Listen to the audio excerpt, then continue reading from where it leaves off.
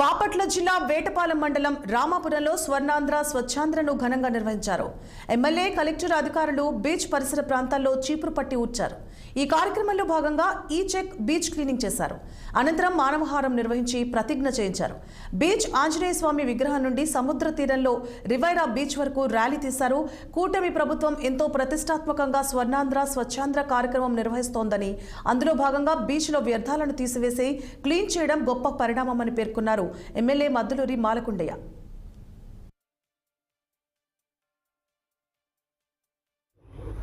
చాలా విషయాలు కలెక్టర్ గారు మాట్లాడారు కాబట్టి ఇంక దీంట్లో పెద్దగా నేను మాట్లాడాల్సిన అవసరం కూడా నాకేం కనపట్లేదు. కాబట్టి ఇవాళ ఎవరైతే వచ్చారో మనం అప్పుడప్పుడు ఒకసారి మున్సిపాలిటీ, ఇంకోసారి ఏపీఎంసీ వాళ్ళు, ఇంకొకసారి ఇట్లా ఒక డిపార్ట్మెంట్ వైజ్గా వచ్చేసి ఒక వారంలో బీచ్లు అక్కడక్కడక్కడ మొత్తం ఇప్పుడు మనం వచ్చాం, ప్రారంభించాం.